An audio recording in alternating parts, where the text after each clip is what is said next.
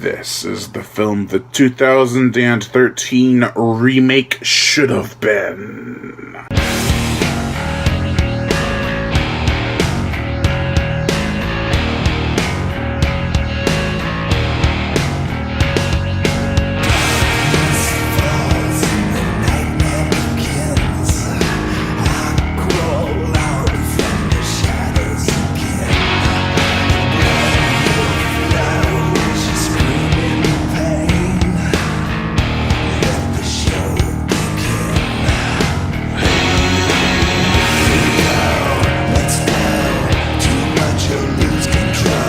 Carrie, the 2002 remake.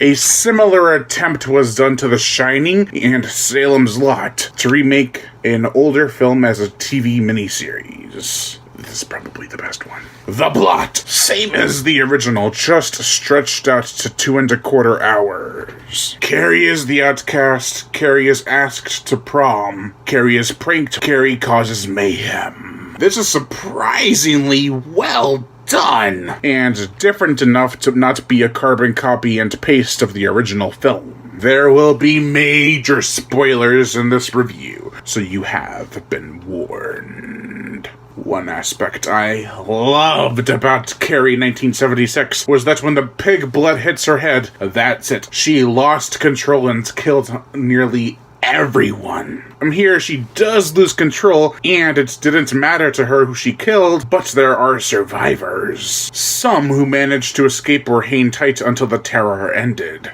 Miss Desjardins dies in the original when she really didn't deserve it. It happens because Carrie has lost touch with reality and sees what she fears, and that is everyone, including Desjardins, laughing at her. Here, Desjardins, played by Renée Soffer, doesn't die. She hangs on to an air shaft on the wall for dear life as electricity shoots everywhere. This movie really sticks to the book. It gets people being interviewed, rather interrogated, and telling their side of the story, which matches up every time. Sue Snell, played by Candice McClure, is acted well. She holds on to a false truth and doesn't tell the police everything. I was thinking that Detective John Mulcahy was played by David Keith, and I was happy to find out that I was right. He also played in Sabretooth. I love that movie. Detective Mulcahy and Snell bounce off each other well with strong arguments and short but satisfying answers. Catherine Isabel is in this, performing in one of her earlier roles. She's perfect as Tina Blake. I think her character is supposed to be what Norma's was in the original, who was originally played by PJ Souls from Halloween. She's the friend to Chris Hargensen, Emily DeRaven from The Hills Have Eyes, the 2006 remake, and Santa Slay, who is a psycho bitch like in every version. She doesn't outshine her boyfriend character though. Billy Nolan, played by Jesse Cadotte, is even more intimidating than John Travolta in my opinion. He just has this look in his eyes, like he's had a messed up past, and he will kill you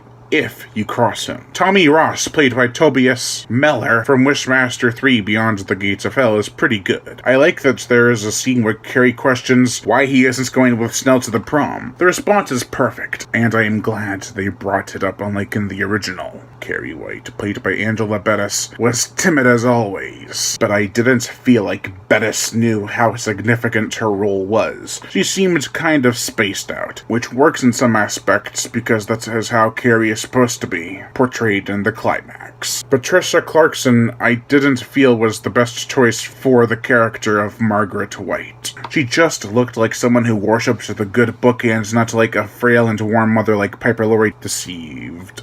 During the climax, the whole town feels Carrie's wrath, which I thought was amazing. All the CGI was a bit dated, but not terribly. Shocking. Sometimes it actually looked really good, and I was surprised.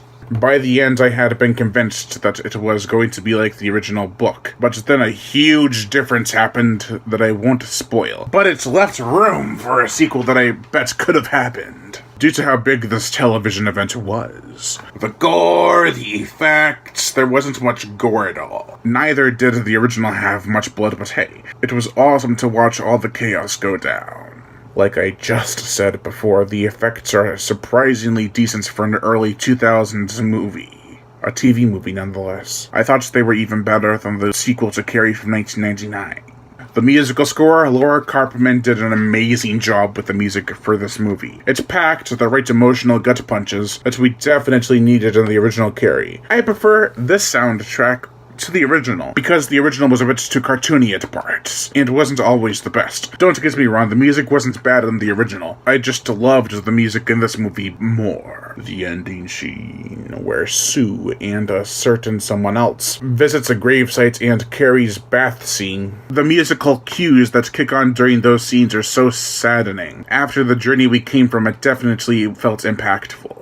Was it better than the original? In a lot of ways, yeah. I still prefer the original, though. It's classically iconic. This was a very good attempt, though, and is definitely the best remake for Carrie we have. Oh, and don't worry, I'll get to the second remake shortly. This movie is just beautiful, intense, well acted, some better than others, and has great characters, for the most part. One of my favorites is actually the principal for the way he talked to Chris Hargenson's dad. That scene was just awesome, and his comeback was perfect. This movie rocks, don't let its made-for-TV staple fool you. Overall, I give Carrie, the 2002 television remake of a 1976 classic, a 3.5 out of 5. I'm Brian Gatto, host for Show Entertainment. Make sure to like my Facebook page in the description below to leave comments and subscribe.